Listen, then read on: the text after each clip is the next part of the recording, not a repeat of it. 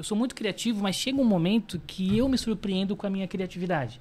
Que eu fico surpreso até quando eu faço minhas palestras, minhas aulas de comunicação, com as coisas que eu falo. Tem coisa que eu sei, eu acredito muito no subconsciente, de alimentar o repertório. A ideia desse projeto é realmente essa. Mas tem coisa que eu falo que eu fico, caramba, mas de onde que eu tirei isso? Como é que eu tive essa capacidade de improviso? Como é que eu consegui ser tão rápido? Eu lembro que o meu avô, que era advogado, e às vezes algumas petições, ele passava ali horas escrevendo, entrava em estado de flow. E ele dizia assim, eu acredito que algum espírito me guia para escrever tudo isso. Porque quando eu acabo de escrever, eu olho e falo, nossa, como eu sou bom. Mas na verdade ele não tinha essa lembrança de escrever tudo aquilo. E às vezes eu falo, eu ensino, eu compartilho, e eu não lembro exatamente de onde que veio aquilo. Então tu acredita que os espíritos são criativos, eles me trazem isso, trazem inspiração, Deus está nesse comando? Ele olha para mim e fala, eu vou mandar isso pro Ricardo? Como é que funciona? Nós acreditamos que sim. E a gente tem um espírito que fica bem perto da gente, que é o nosso anjo guardião. Nós espíritas, a gente acredita que quando a gente reencarna, que a gente volta aqui para a Terra, Deus nos manda um guardião, um guia protetor chamado anjo de guarda. E é ele que muitas vezes, através de Deus, que é a inteligência suprema, nosso Criador, nos manda esse aviso. Às vezes passa por esse caminho, aí você fala, nossa, aconteceu um acidente justamente naquele momento. Só que para isso a gente tem que estar sempre ligado com o nosso Criador. Então, geralmente, quando você tem essa intuição, essa força que você não sabe de onde vem, que a gente sabe que vem de Deus, através desses trabalhadores maiores e do nosso anjo guardião, que é o nosso anjo da guarda, ele nos inspira, assim nós acreditamos, né? Os espíritas. Eles nos inspiram e trazem para a gente aquilo que às vezes a gente tem dúvida. E muitas vezes acontece durante o sono. Quando você está dormindo, que você ora, faz a sua prece, você vai se deitar, você fica mais perto do seu anjo guardião. Você acorda no outro dia e fala assim, tive uma ideia, mas a ideia não é sua, ela veio de Deus e do teu anjo de guarda. É assim que a gente acredita. Muito interessante. Acho que eu tenho uns 3, talvez. Tenho me passado uns 3, que às vezes só. Um só para cada um. Ele é muito bom. Se alguém não quiser, me empresta o seu, tá? Por favor. Vocês acreditam nessa inspiração divina de Deus? Acredito que sim, mas como que seria mais na visão de vocês também? Quem fala primeiro? Faz um para o ímpar, não, mentira. Pode ser pastor. Eu falo. Eu acredito de algumas formas. Primeiro, eu acredito que alguns dons e talentos têm a ver com o nosso temperamento, a forma que Deus nos criou, a forma que fomos... que o próprio Deus projetou dentro de um propósito, de um projeto de vida, daquilo que ele gostaria para nós. Não vamos entrar nisso porque fica longo.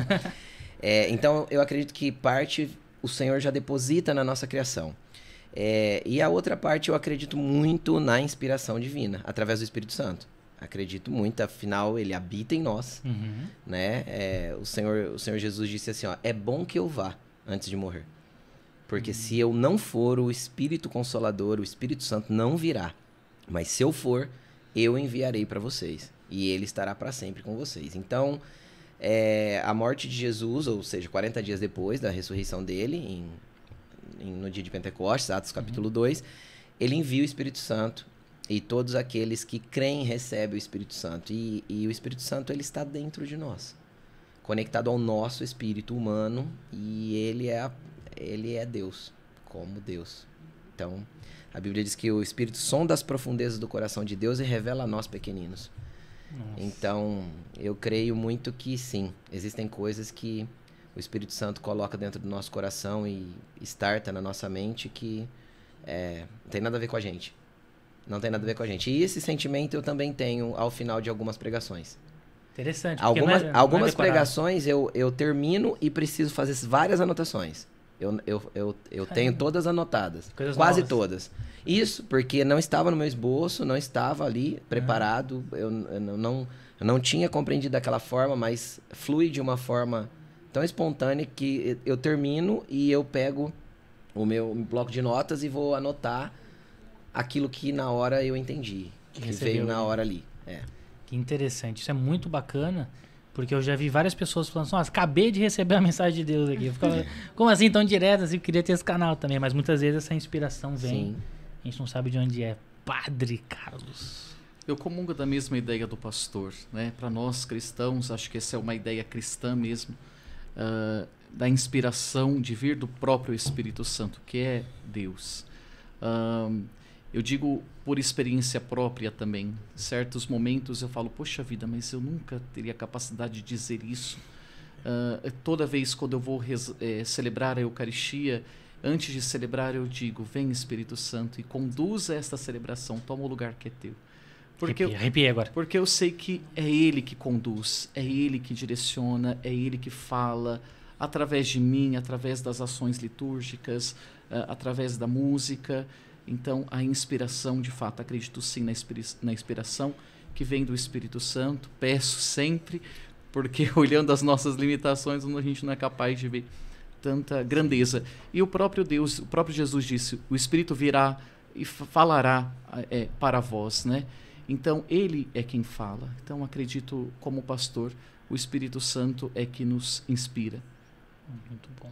Qual foi a sua primeira experiência com Deus? Assim, quando que o senhor sentiu? O senhor é novo, deve ter a minha idade, mais ou menos? 22? Mentira. Tem 28? 28, mais ou menos? Eu tenho 30. 30 quase. Vou fazer 29 já, viu? Presente, produção presente, todo mundo presente. Já faço 29.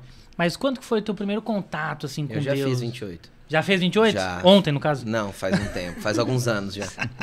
Fátima também fez ontem, praticamente, a 28.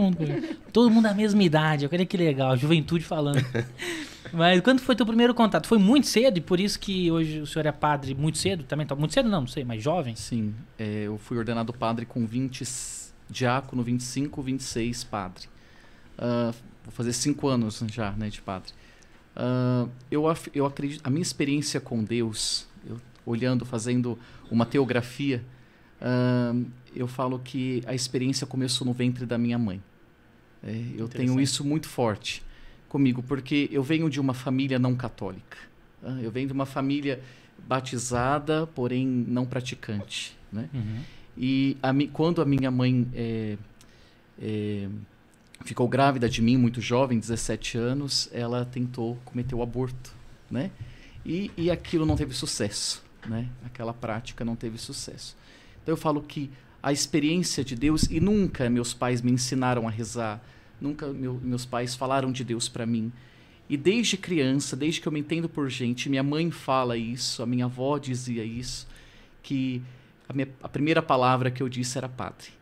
Que eu sentia no meu coração desde pequeno que eu queria ser padre. E nunca disse outra coisa a não ser isso. Mesmo meus pais nunca falando de Deus para mim. Me recordo umas memórias da infância, quando eu tinha por volta dos 5 anos, eu falava de Deus para o meu pai. Uhum. O primeiro livro que eu li foi um livro de catecismo na época, né? Era esta palavra. E a primeira pergunta desse livro, quem criou o mundo? Né? E eu brincava, né, entre aspas, com a minha bisavó, de dar catequese para ela, de ensinar, né, a palavra, de ensinar, embora não tinha noção, né? Então eu falo, a experiência de Deus, para mim, foi desde o ventre da minha mãe. É claro que teve outros momentos fortes, é óbvio. Depois, na adolescência, uma experiência muito forte de Deus na minha vida, que fez com que, de fato, eu buscasse mais e falava não, e pensasse, né, não, de fato é isso que eu quero, é isso que Deus me chama. E um momento interessante também foi quando a minha bisavó, ela perguntou assim para mim, quando eu tinha por volta dos 6, 7 anos, ela disse assim, por que você quer ser padre? Foi uma pergunta difícil, né? Hoje eu vejo que é uma pergunta difícil. E eu disse assim, porque a minha família precisa de Deus. Depois, na adolescência, quando eu tive um momento, uma experiência profunda de Deus, a mesma pergunta fizeram para mim, mas por que você quer ser padre? E eu disse, porque o mundo precisa de Deus. É claro que não é ser padre ou ser pastor ou ser médium, né? Espírita. Você ter uma função que vai fazer você levar a Deus. Não é a função, mas eu me realizo nesta vocação. Né? Eu sinto que Deus me chama, eu tenho a convicção do chamado de Deus para minha vida e me lancei desde cedo a isso, mesmo minha família não vivendo no contexto que eu vivo, mas eu sou muito feliz nisso. Entrei no seminário com 17 anos e lá fiquei 8 e agora eu vou fazer 5 anos de padre. E começou bem na pandemia. O senhor estava comentando. Como padre, sim. Sim. Fui ordenado em 2018. Aí depois, quando estava naquele fogo, né? Do padre jovem, quando é jovem, quando é recém-ordenado, quer fazer tudo, abraçar tudo. Aí chega 2020. Poxa, para tudo. Aí você tem que rezar a missa, celebrar a missa, olhando para um celular, sozinho. Falar, puxa vida. Não era bem assim. Mas não era isso que eu pensava, mas era isso que Deus queria de mim, né? Que eu vivesse. Isso me ajudou muito. Então, foi outro momento de experiência muito profunda, né? Com Deus. Muito legal.